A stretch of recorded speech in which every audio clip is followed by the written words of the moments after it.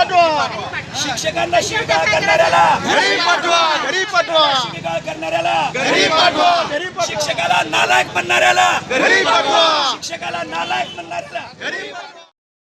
सोलापुरात SIR आणि BLO ड्युटीवरून बैठक तापली. शिक्षकांचा संताप, प्रांताधिकाऱ्यांशी शाब्दिक खडाजंगी. सोलापूरमध्ये SIR अर्थात स्पेशल इंटेन्सिव्ह रिव्हिजन आणि BLO ड्युटीच्या मुद्द्यावरून प्रशासन व शिक्षक आमनेसामने आल्याचं चित्र पाहायला मिळाले. जुना जिल्हाधिकारी कार्यालयातील सभागृहात आयोजित बैठकीत शिक्षकांनी प्रशासनाच्या भूमिकेवर तीव्र नाराजी व्यक्त केली. यावेळी प्रांताधिकाऱ्यांसोबत शाब्दिक खडाजंगी झाल्याची प्राथमिक माहिती समोर आली आहे. सोमवार 13 जुलै रोजी सोलापूर येथील जुना जिल्हाधिकारी कार्यालयाच्या सभागृहात SIR मोहिमेअंतर्गत BLO म्हणून नियुक्त करण्यात आलेल्या शिक्षकांची बैठक आयोजित करण्यात आली होती. या बैठकीत BLO ड्युटी, कामाचा वाढता ताण आणि शैक्षणिक कामकाजावर होणारा परिणाम या मुद्द्यांवर शिक्षकांनी तीव्र नाराजी व्यक्त केली. बैठकीदरम्यान शिक्षक आणि अधिकाऱ्यांमध्ये वादावादी झाली. काही काळ बैठकीचे वातावरण तणावपूर्ण बनले आणि प्रांताधिकाऱ्यांशी शिक्षकांची शाब्दिक खडाजंगी झाल्याची माहिती समोर आली आहे. शिक्षकांनी प्रशासनाकडे आपल्या अडचणी मांडत BLO ड्युटीमुळे शाळेतील अध्यापनाचे मोठे नुकसान होत असल्याचा मुद्दा उपस्थित केला. तसेच शिक्षकांवर वारंवार अशैक्षणिक कामांचा वाढता बोजा टाकला जात असल्याची खंतही व्यक्त करण्यात आली. यावेळी माध्यमांशी बोलताना शिक्षक म्हणाले की नमस्कार, मी राजकिरण चव्हाण, BLO 293 यादी भाग. आज आम्हाला प्रांताधिकारी ज्यांनी 249 जो विधानसभा मतदारसंघ आहे मध्याचा, त्यासाठी मिटिंग बोलवली होती. ज्यांचं काम त्यांच्या ॲव्हरेजपेक्षा कमी अशा लोकांना आज इथं कारणे नोटीस काल पाठवून आज इथं बोलवलं होतं. बोलवत असताना आमच्यापैकीच एक व्यवहारे सर म्हणून आहेत, त्यांनी त्यांची समस्या मांडली, अडचण मांडली.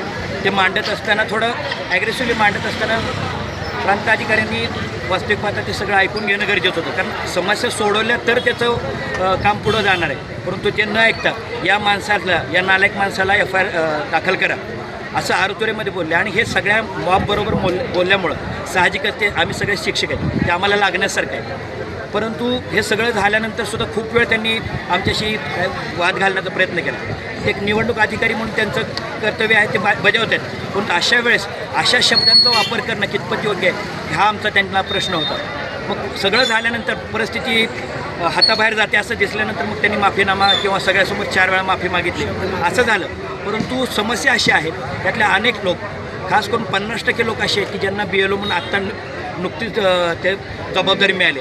अशा लोकांना 1000, 1200, 1500 लोकांपर्यंत जाणं शक्य नाही. ह्या समस्या मांडत असताना त्याच्यावरती सोल्युशन काहीतरी द्यायला पाहिजे होतं. ह्या अपेक्षित असताना ह्या पद्धतीनं जे बोलले हे सगळ्याच BLOसाठी किंवा खास करून आम्ही शिक्षक लोकांसाठी एक नाराजीचं सूर्यातून व्यक्त होत आहे. आम्हाला असं वाटतं की सगळ्यांशी तुम्ही प्रेमानं किंवा त्या लोकांना प्रेरणा देऊन बोललं पाहिजे, तर ह्या सगळ्या गोष्टी उत्तर सगळ्या गोष्टीचं मिळू शकते. परंतु त्याला कुठला तर अपशब्द वापरून आणि सगळ्यांच्या काय म्हणून मनामध्ये त्यांच्याबद्दल किंवा ह्याच्याबद्दल काही व्हावं असं होतं का म्हणे असं मला वाटतं. आणि आपण सगळ्यांनी लक्षात घेतलं पाहिजे, हा शहरी भाग आहे, इथं लोक 4-6 महिन्याला घरं बदलतात, दिलेला पत्ता तोच कायम राहील याची गॅरंटी नाही. अशा वेळेस ह्या सगळ्या गोष्टी होणं महत्त्वाचं. इथं माझे त्या सहकारी मित्र व्यवहारे सर, आज त्यांना या सगळ्या गोष्टीचा सामना होतो.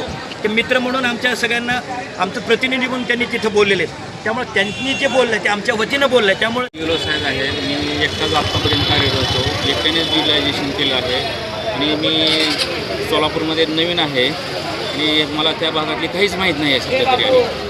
आणि माझ्यावर जो ताण आला आहे तो मला काही नाही आवडलं असं मी बोलून गेलो. जरी काही बोललं असतं तर मी माफी मागतो त्यांची आणि मला इथून पुढं निवडणूक आल्याने सहकार्य करावं व त्यांनी तुम्हाला माणसं द्यावे हीच माझी विनंती आहे. तुम्हाला काय बोलायचं? काय ते बोलत असतात, चलत असतात, पण तुम्ही ऐकून घेतलं तर मग आम्हाला बी लागले ना, असं कसं? त्यांनी बोलले असतील पण मी काही मनावर घेतलेलं नाही. त्यांनी माफी मागितली हे पण आपल्या बोलले आणि मग शब्द बी त्यांनी माघार घेतला, यांची बी मी माफी मागून विषय संपला. SIR आणि BLO ड्युटीच्या पार्श्वभूमीवर शिक्षकांमध्ये वाढत असलेली नाराजी आता उघडपणे समोर येत आहे.